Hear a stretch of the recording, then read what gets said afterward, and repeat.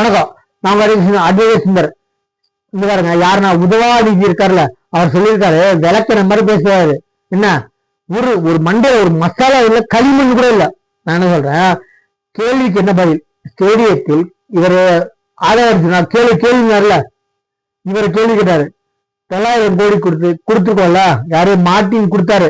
எனக்கு மார்ட்டினுக்கு சம்பந்தம் இல்லை, சரிங்களா? நான் எனக்கு மாமனாரு, ஆனா கம்பெனில எனக்கும் அந்த கம்பெனிக்கு சம்பந்தம் இல்லை. என் மாமனார்ன்றது காரணத்துக்காக அவன் சம்பாதிக்கிறதுல எனக்கு பங்கு இல்ல. மாமனார்னு ஒரே ஒரு காரணம் தான் விட்டா அந்த கம்பெனிக்கு எனக்கு சம்பந்தம் இல்லைன்னு ஆதரவு சொன்னாரு. 900 கோடி எதுக்கா மார்ட்டின் வாங்கிருக்கீங்க, மார்ட்டின் கம்பெனில இருந்து எதுக்கு வாங்கிருக்கீங்க அப்படின்னாரு.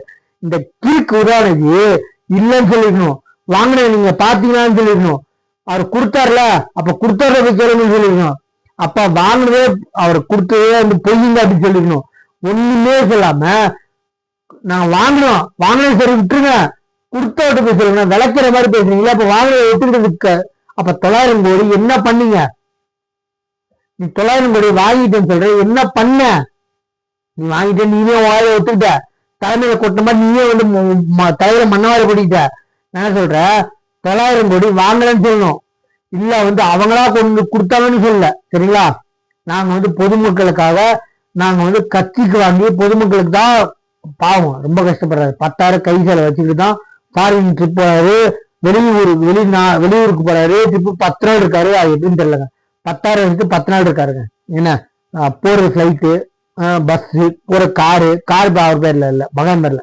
மகன் என்ன பண்ணா இப்பதான் கம்பெனி ஆரம்பிச்சிருக்கான். என்ன 5 கோடி ரூபாய் காரை வாங்க முடியும். கேட்கிற காதையே குத்தலாம், காதில் இல்ல காதையே குத்தலாம். அப்படிப்பட்ட தெளிவானதான் திமுக.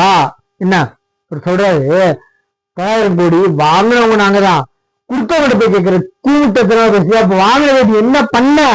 பொதுமக்களுக்காக வாங்கணும், பொதுமக்களுக்கு சர்வீஸ் வாயை சொல்ல முடியாது.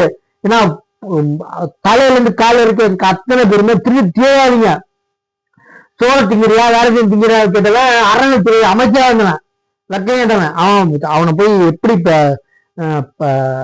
ஜெயிச்சான்னு தெரியல. அவனை தோக்கடிச்சு சேப்பாக்கத்துல 2 எம்எல்ஏ தோக்கடிச்சு சைட்ல உட்கார வைக்கணும்.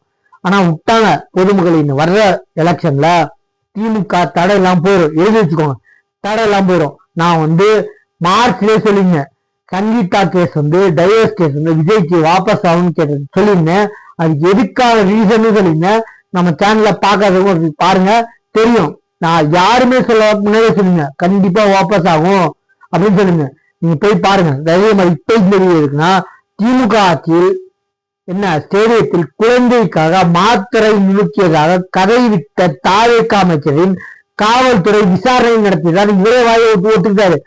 பவுடர மாத்திரை சொல்லி கதை விடுறீங்க அப்படின்னா அவரு அமைச்சர் கரெக்டா கேட்கிறாரு. அப்போ நடந்த திமுக ஆட்சி. அப்ப விட்டீங்க, ஆமா இல்ல சொல்லு, நான் யூஸ் பண்ணல, நான் வந்து மாத்திரன்ட்டேன், யாசையோட வார்த்தை சொல்லிட்டேன். என்ன மாத்திரன்னு சொன்னவன், அப்ப நீங்க வந்து பொய்ன்னு சொல்றியா? அப்ப வித்தீங்கயா சொல்லு, வாய்ப்பு சொல்லு, ஓடக்கூடாது.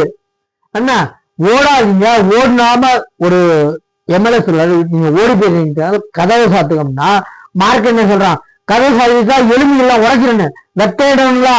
நீங்க ஓடுறதுனால கதவை சாத்தி வச்சுட்டுதா இங்க உரைய சொல்லுன்றாங்க, தெரியும் புரிஞ்சுக்கோங்க. உங்களை சாத்தி வச்சு உங்களை கேள்வி கேட்டா நீங்க சும்மாவே ஓடுவீங்கடா. நீங்க ஓடக்கூடாதுன்னா கதவை சாத்தி வைப்பேன்னு சொல்றாங்க. கதவை சாத்தி வச்சா நாங்க சொல்றது கேட்போன்றாங்க, புரிஞ்சுக்கோங்க.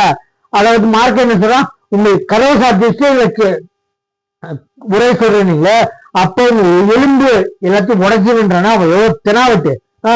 இங்கிலீஷ்ல பேசுறானே அவன் மார்க்கெட் மகன் தஸ்து புதுன்னு இங்கிலீஷ்ல பேசுறதில்ல, தமிழ்ல பிறந்திருக்கான். இங்கிலீஷ் வந்து ஓகே படிச்சிருக்கவங்க புரியும், படிக்காத பாமரருக்கு புரிய கூடாதுன்னா அந்த மாதிரி தெளிவா அறிவாளித்தனமா பேசுறான். யாரு மார்க்கெட் மகன். என்ன அத வந்து தெளிவா அவ்வளவு அச்சிதமா கச்சிதமா நம்ம பரிதாபங்கள் கோபி போட்டிருக்காரு. அவங்க இதுல தப்பே இல்லை, சரிங்களா? தெளிவா போட்டிருக்காரு. போட்டே தப்பு, அந்த விஷயம் தப்பு. ஆனா போட்டிருக்க முறை வந்து அந்த எந்த இடத்துல எடுத்து போட்டிருக்காங்க அது வீடியோ கச்சிதமா போட்டிருக்காரு. போட்டே தப்பு தாங்க. பாடிய உருவக்கிண்டல் மாதிரி ஆகி போச்சு. ஆனா உருவக்கிண்டல் இல்லைங்க, அவன் பண்ணது வந்து தெளிவா பாமரர் புரியுற மாதிரி தமிழ்நாட்டுல பிறந்திருக்கான். தமிழ்ல பேசுறதுக்கு என்ன அவனுக்கு விளக்கணைக்கு என்ன? அதனால என்னன்னா அடுத்த எலெக்ஷன்ல கண்டிப்பா திமுக தடையெல்லாம் போயிடும். நம்ம சேனலை சப்ஸ்கிரைப் பண்ணிட்டு பாருங்க. தேங்க்யூ.